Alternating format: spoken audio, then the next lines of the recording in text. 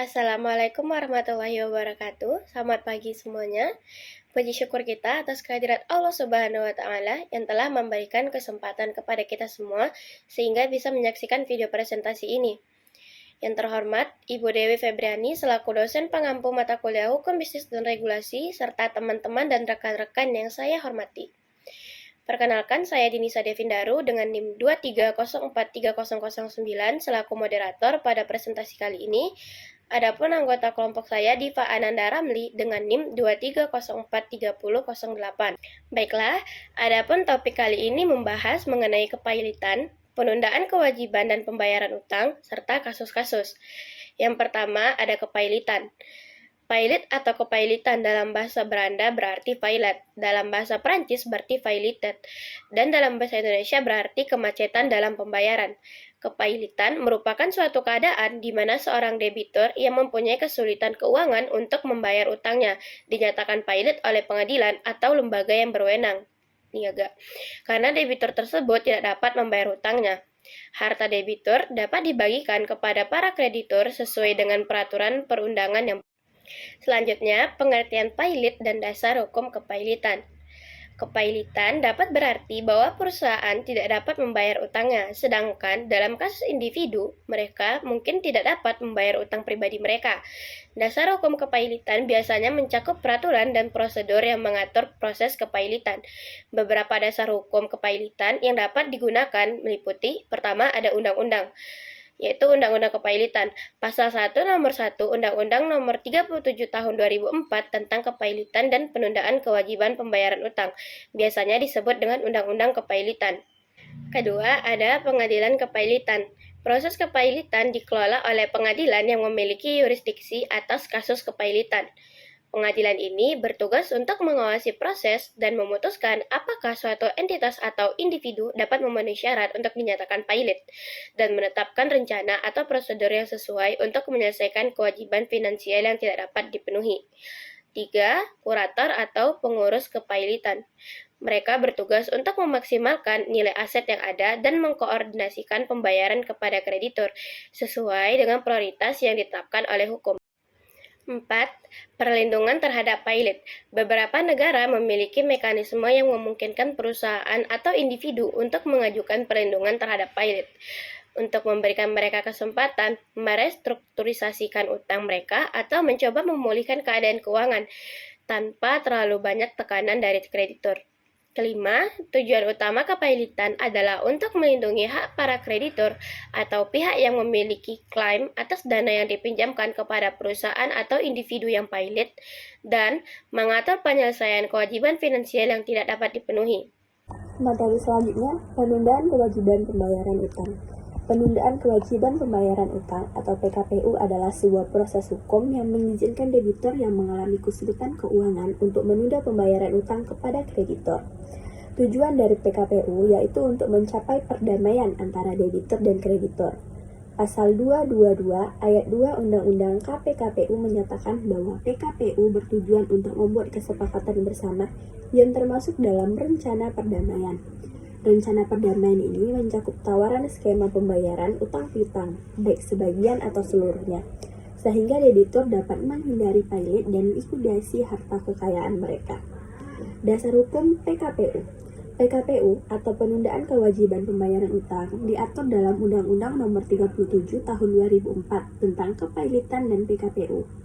Khususnya dalam bab 3, pasal 222 sampai dengan pasal 294. Cara pengajuan PKPU.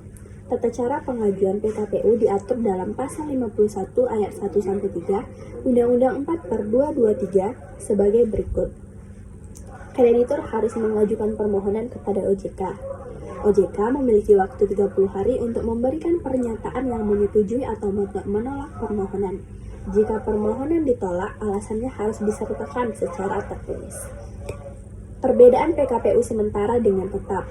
PKPU sementara ini adalah tahap awal dalam proses PKPU. Pengadilan harus segera mengabulkan permohonan PKPU paling lambat dalam 3 hari sejak didaftarkannya permohonan. Jika syarat-syarat administrasi telah dipenuhi, jika permohonan diajukan oleh kreditor, pengadilan harus mengabaikan dalam 20 hari sejak permohonan diajukan. PKPU tetap. Setelah ditetapkan sebagai PKPU sementara, pengadilan melalui pengurus akan memanggil debitor dan kreditor untuk menghadiri sidang. Sidang ini akan memutuskan apakah PKPU akan menjadi PKPU tetap. PKPU tetap dapat disetujui jika mendapatkan persetujuan lebih dari setengah jumlah kreditor, konkuren, dan kreditor yang piutangnya dijamin. PKPU tetap memiliki batas waktu maksimum 270 hari setelah putuskan PKPU sementara. Selanjutnya itu ada kasus-kasus. Tak hanya menyoal sengketa uang, beberapa peristiwa PKPU dan kepailitan juga diselingi dengan isu moratorium PKPU diantaranya. Yang pertama itu ada PKPU Sentul City.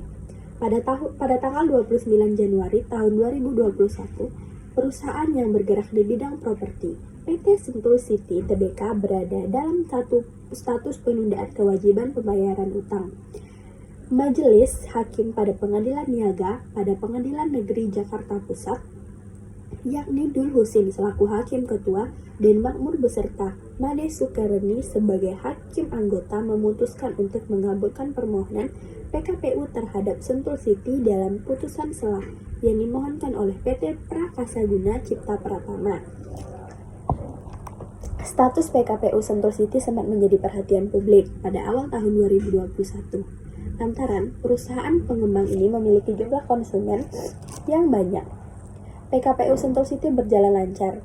Dalam rapat pemungutan suara PKPU yang digelar pada 9 Maret lalu, sebanyak 100% kreditur separatis dan 97% kreditur konkuren yang terdiri dari mayoritas konsumen Sentul City memberikan persetujuan terhadap proposal rencana perdamaian yang diajukan.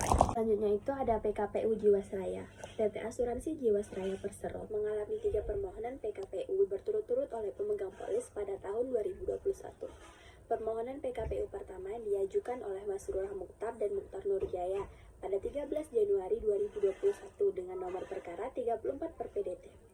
Sus PKPU 2021 PN Niaga Jakarta Pusat.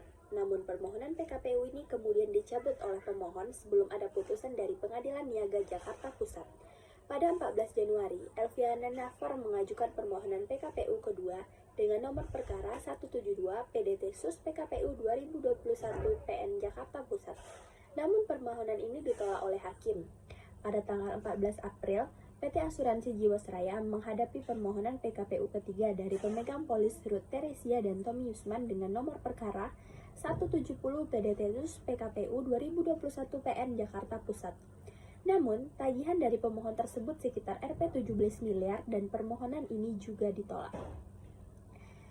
Terdapat kontroversi terkait masalah PKPU Jiwasraya karena beberapa pihak berpendapat bahwa kewenangan untuk mengajukan PKPU dan kepailitan berada di bawah Otoritas Jasa Keuangan atau OJK, sesuai dengan regulasi yang mengatur hal tersebut.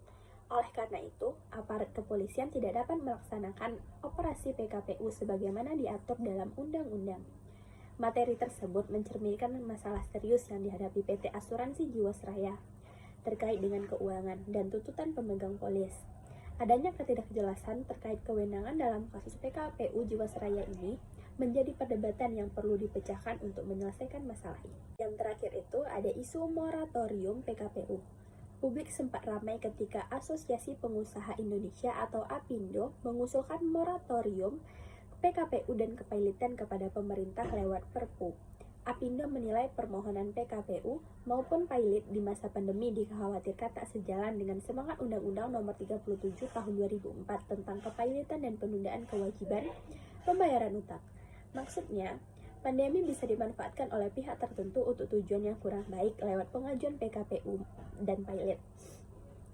Hal ini kemudian direspon oleh Asosiasi Kurator dan Pengurus Indonesia atau AKPI. AKPI berpandangan bahwa jika Presiden ingin menerbitkan Perpu untuk melakukan moratorium terhadap permohonan PKPU dan pailit, maka Indonesia sudah mengambil langkah mundur terkait kepastian berusaha di Indonesia. Rencana moratorium ini dipandang sebagai jalan pintas yang tidak menyasar pada inti permasalahan. Padahal dalam praktiknya Undang-Undang Nomor 37 Tahun 2004 tentang kepailitan dan penundaan kewajiban pembayaran hutang atau PKPU berperan besar dalam menyelamatkan dunia usaha. Meskipun pada beberapa sisi undang-undang kepailitan memiliki kelemahan, namun moratorium bukanlah sebuah jalan keluar yang tepat.